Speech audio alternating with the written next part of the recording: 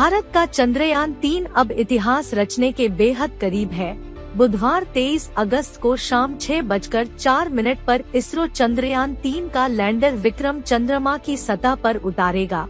अगर लैंडिंग कामयाब रही तो भारत चांद के साउथ पोल पर सॉफ्ट लैंडिंग कराने वाला दुनिया का पहला देश बन जाएगा। हालांकि ये लैंडिंग इतनी आसान नहीं है, क्योंकि चंद्रमा के दक्षिणी ध्रुव पर हालात काफी विपरीत होते हैं।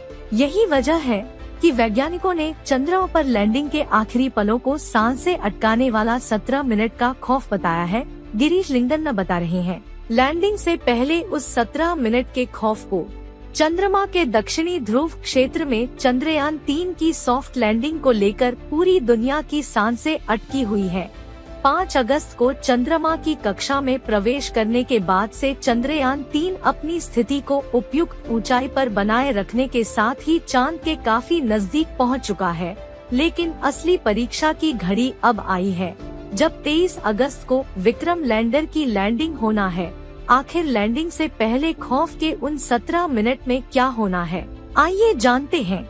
17 अगस्त को प्रोपल्शन मॉड्यूल से अलग होने और 2 अलग अलग डीबूस्टिंग प्रक्रियाओं से गुजरने के बाद 20 अगस्त को दोपहर 2:00 बजे लैंडर मॉड्यूल, जिसमें विक्रम लैंडर और प्रज्ञान रोवर है, ने सफलतापूर्वक अपनी कक्षा को 113 किलोमीटर x 157 किलोमीटर तक कम कर किया और फिर चंद्रमा की अपनी निकटतम कक्षा में प्रवेश कर गया। विक्रम लैंडर अब चंद्रमा पर अपने लैंडिंग पॉइंट से केवल 25 किलोमीटर दूर कक्षा में है। जैसे ही यह इस ऊंचाई से चंद्रमा की सतह पर उतरने की कोशिश करेगा, इसकी गति 1.68 किलोमीटर प्रति सेकंड होगी, जो लगभग 6048 किमी प्रति घंटे के बराबर होगी। चूँकि लैंडर हॉरिजॉन्टल क्षैतिज उड़ान पर है, इसलिए लैंडिंग के लिए इसे थोड़ा वर्टिकली लंबवत 90 डिग्री झुका रहेगा। इस दौरान विक्रम लैंडर अपने सभी इंजनों को चालू करके धीरे धीरे अपनी गति कम कर देगा, लेकिन चंद्रमा की सतह के सापेक्ष इसकी स्थिति अभी भी क्षैतिज ही रहेगी। इसे रफ ब्रेकिंग फेज कहा जाता है।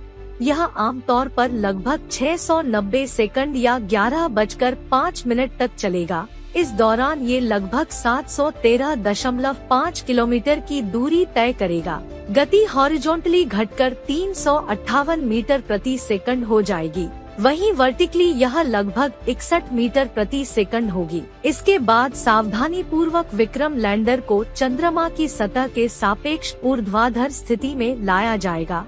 ये फाइन ब्रेकिंग चरण की शुरुआत को चिन्हित करेगा। पिछली बार यहीं पर चंद्रयान 2 को दिक्कत हुई थी और उसने अपना कंट्रोल खो दिया था। बाद में लैंडिंग से पहले ही क्रैश हो गया था। लेकिन इस बार सटीक विश्लेषण करने के बाद इसरो ने इन मुद्दों के समाधान के लिए कुछ उपकरण और सेंसर जोड़े हैं। इसमें विक्रम के कैमरे से इसरो द्वारा जारी की गई तस्वीरें शामिल है। अब स्पीड को कंट्रोल कर 0 पर लाया जाएगा। यह 175 सेकंड यानी करीब 3 मिनट में हो जाएगा।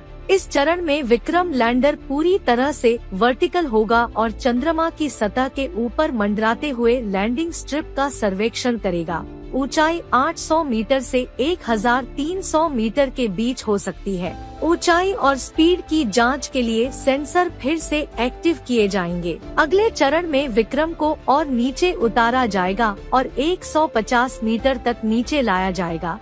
इस दौरान खतरे का पता लगाने वाला कैमरा एक्टिव हो जाएगा और विक्रम लैंडर के बैलेंस की जांच करने के लिए आसमान सतहों को खोजने के लिए फोटो लेगा। इसके बाद विक्रम को 150 मीटर नीचे उतरने और चंद्रमा की सतह पर धीरे से उतरने में 73 सेकंड का समय लगेगा। लैंडर के पैरों को इस तरह बनाया गया है कि वे अधिकतम 3 मीटर सेकंड लगभग 10.8 किमी प्रति घंटा के प्रभाव का सामना कर सकते हैं। अगर यहाँ पर लैंडिंग के लिए हालात अनुकूल नहीं होते हैं, तो लैंडर 150 मीटर की उड़ान भरकर अपने कैमरे दोबारा एक्टिव कर लैंडिंग के लिए दूसरी जगह चुनेगा। जैसे ही विक्रम के पैरों पर लगे सेंसर चंद्रमा की सतह के संपर्क में आते हैं, इंजन बंद हो जाते हैं।